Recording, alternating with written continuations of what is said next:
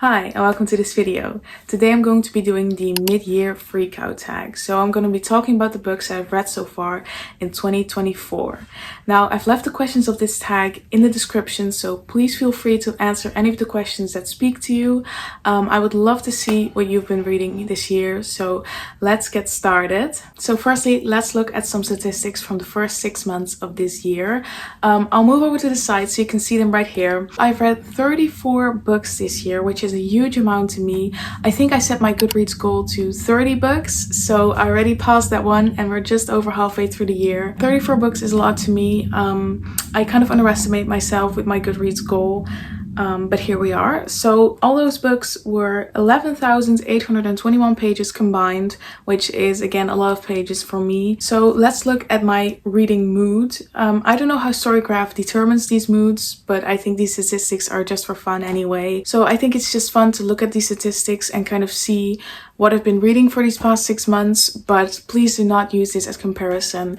If you've read 100 books or just 2 this year, it's all fine. So it doesn't matter how much you read. I just like looking at these statistics. I think they're for fun. So my moods have been reflective, emotional, adventurous, lighthearted. Wow, these are very different moods.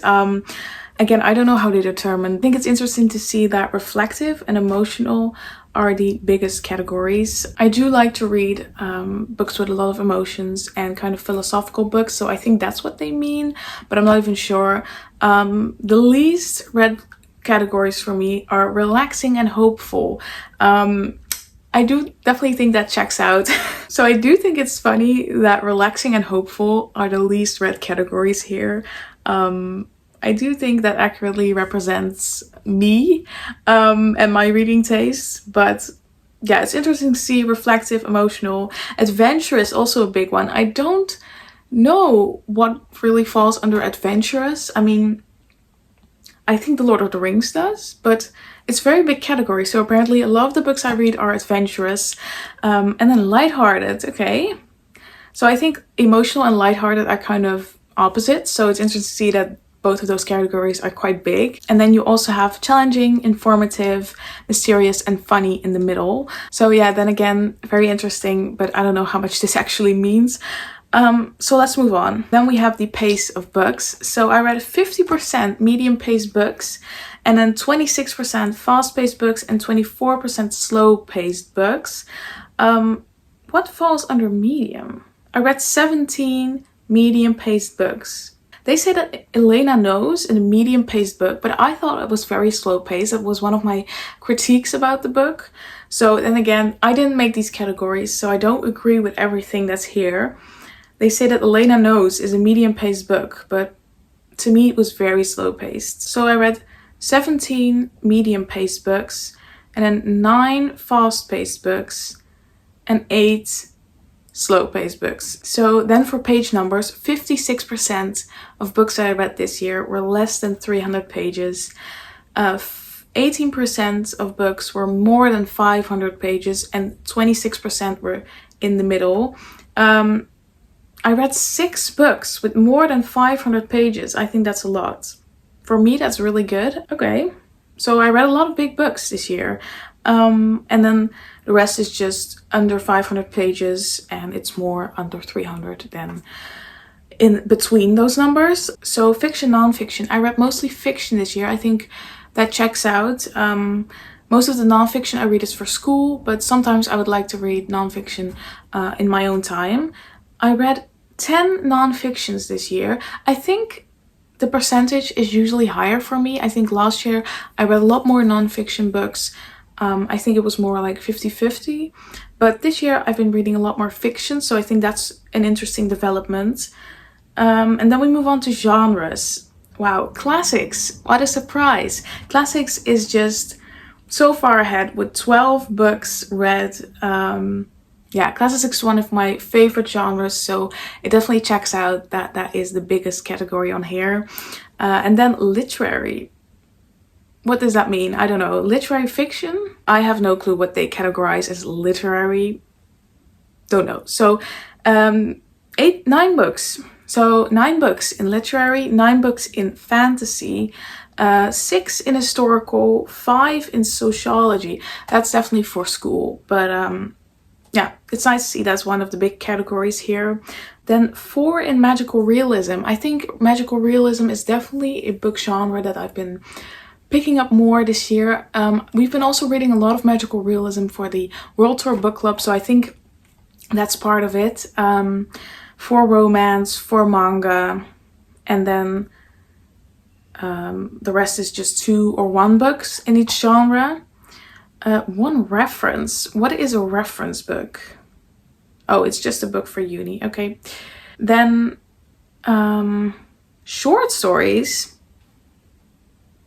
Did I read a short stories? Let's see what they mean. The yellow wallpaper. Okay, so they categorized the yellow wallpaper as short stories, but it was just one short. It was a book of 60 pages, so yes, it was a short book, but it was not multiple short stories. 1 mystery book, 1 horror book, and 1 crime. Oh, Elena knows. Elena knows. Okay, I could see that. It's crime, yeah. So these are all the genres that I've read so far this year. Obviously, classics is a big one. It's one of my favorite genres, so it's fun to see that that one was also on top. So then we go look at my most read authors. I have 4 authors that I've read 2 books from this year, which are Virginia Woolf, Rebecca Warner, which is just a nonfiction writer, and then Oda, which wrote One Piece. So I've read 2 volumes of One Piece so far. And then Lewis Carroll. I read Alice in Wonderland book 1 and book 2, so that counts as 2 books from Lewis Carroll. And then lastly, we have the number of books and pages. So as I said, I've read 34 books. You can see the division of books per month. That's the blue line, and it corresponds with the y-axis on the left. And then the pages read is the red line, and it corresponds with the y-axis on the right. I definitely read a lot of books in June and April, and I read a whole lot less in January. So that's interesting to see. I think it also kind of depends how big the books were and how much time I had. I mean, in January I was on vacation, I was busy with exams, so it makes more sense that I didn't read as much as in April, for example. So these statistics have been fun. It's kind of a cool insight in what I've been reading for the last 6 months. I might do these statistics again at the end of the year, so you can see how much these statistics change. Maybe I read some very different things in the next couple of months. Yeah, 34 books. That's a lot for me. As I said, my Goodreads score was 30, so I really underestimated myself. But what's surprising to me is that I read 6 500+ page books. That's a lot to me. I'm very proud of that. I also have a nice balance between fiction and nonfiction. I would like to read more nonfiction in the next half year. Okay, so let's move on to the actual questions of the tag. And the first question is, what was your favorite book so far? And I think there's only one real answer, and that is The Count of Monte Cristo. I have it right here. This is one of the first books I read this year. I read it for the Game of Thrones book club. I think it's also the longest book that I've read so far, and it has quickly become one of my all-time favorites. So The Count of Monte Cristo, if you don't know, this book is about Edmund, and he gets thrown into prison for a crime that he did not commit.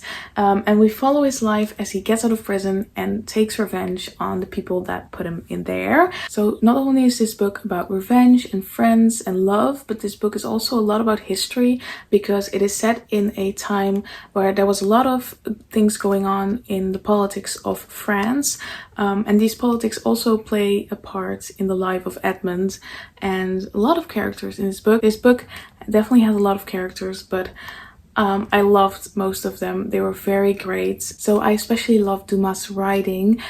His writing was fun. It was so fast paced, and even if some scenes were more slow and dragging, the writing would just get me through it. I think if the writing hadn't been this good, then I would definitely have not lasted 1200 pages of this book. But it was so much fun.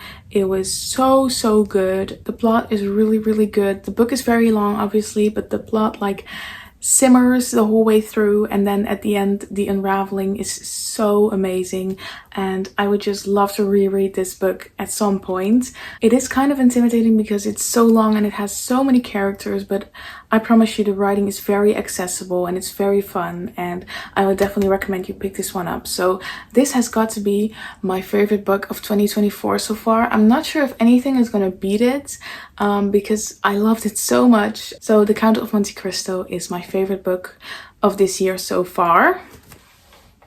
Now I do want to give some honorable mentions to some books that have gotten 5 stars from me as well. I really enjoyed Nervous Conditions. That one is definitely 5 stars.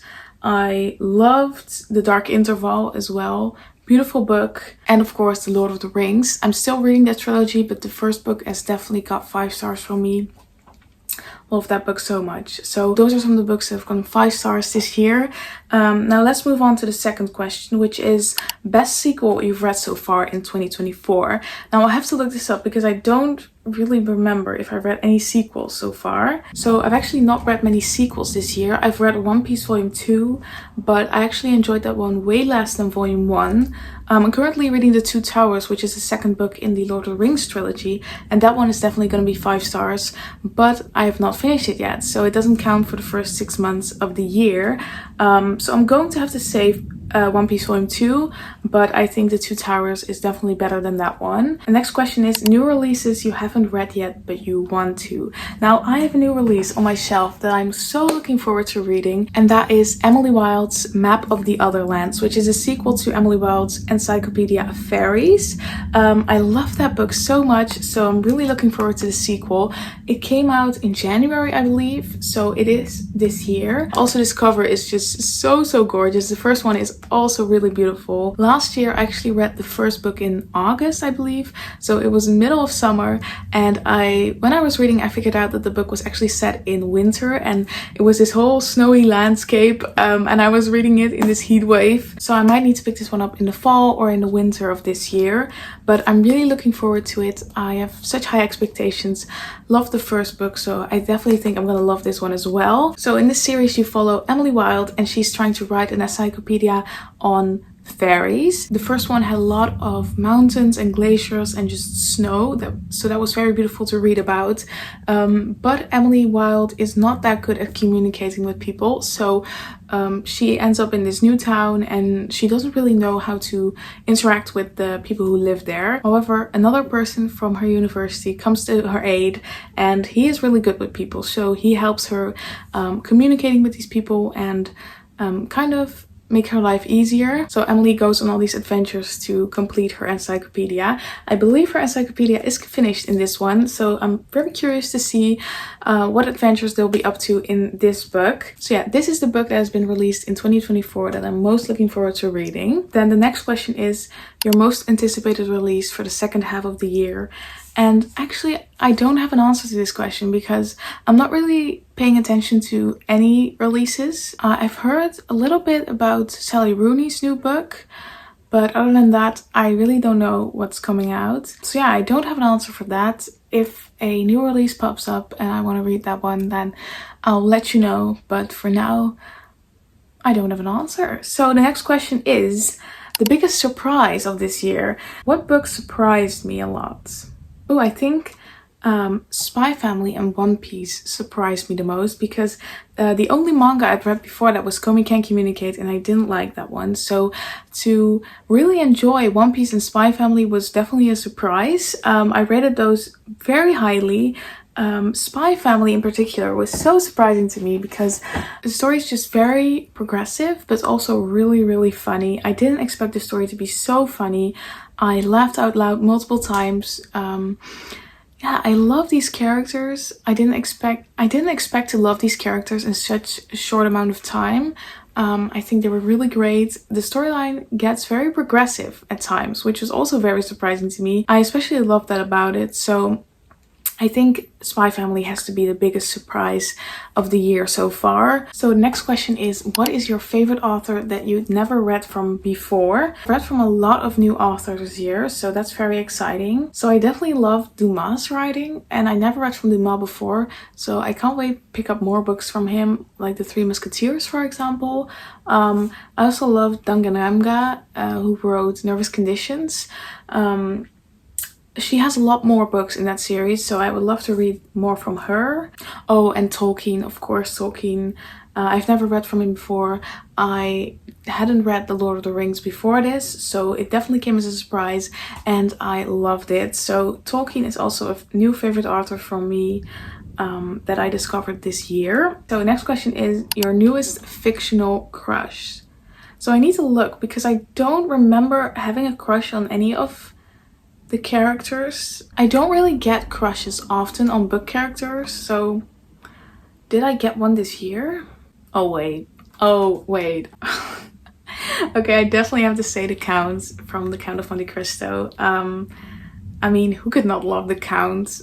He is so awesome. He's very manipulative and just very traumatized, so I'm not sure how that would work, but yeah, he's such an amazing character. I would have to say him for sure. And then I also loved Yor and Lloyd from Spy Family. I think those are just so awesome.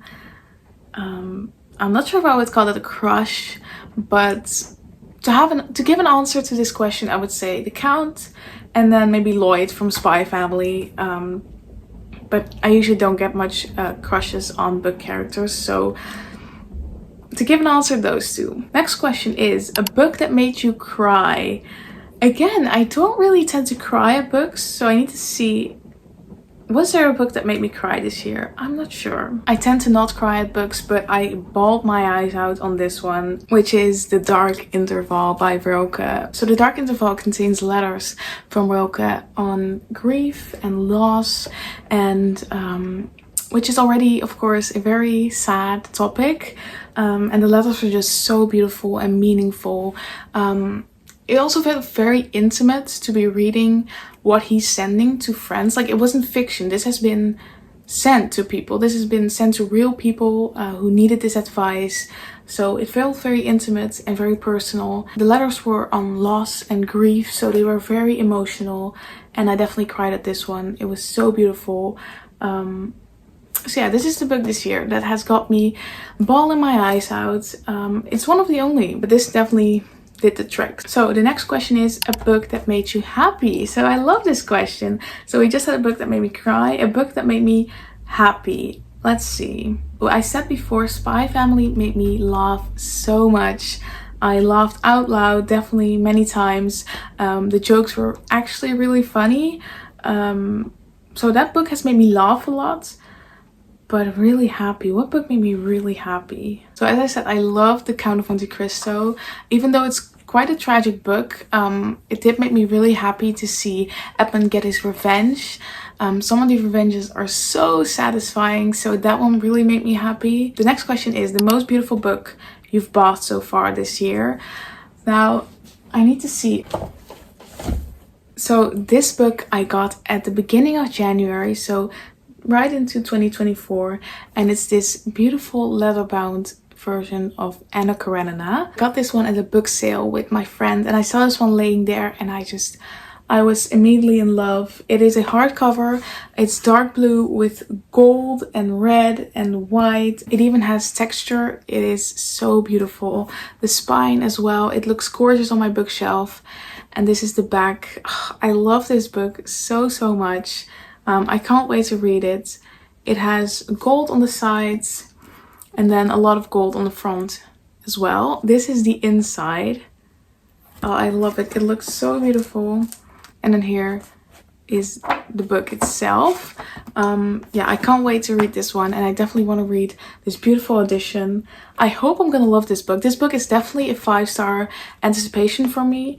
That's why I bought it. Of course, I'm not sure if I'm gonna like it because I haven't read it yet, but I definitely think this is gonna be a great book. It's Anna Karenina by Leo Tolstoy, And yeah, this is definitely the most beautiful book that I've bought so far this year. The next question is, what books do you need to read by the end of the year? And this is a good question because, as I said, I read a lot this year, but there are definitely some books that have been on TBRs and I haven't got to them yet. So I definitely need to read those before the end of the year. One of those books is These Violent Delights by Chloe Gong. This book has just been on my shelves for so long, so I definitely need to pick it up.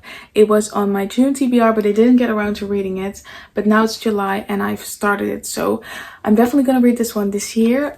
This is a reimagining of Shakespeare Romeo and Juliet. You have two kids who are the heirs of their respective gangs, but these gangs are in a feud with each other and they can't be together. And this kind of disease starts to spread in the city and they need to work together to figure out how to stop this disease. So as I said, it's a reimagining of Shakespeare's Romeo and Juliet, but set in Shanghai.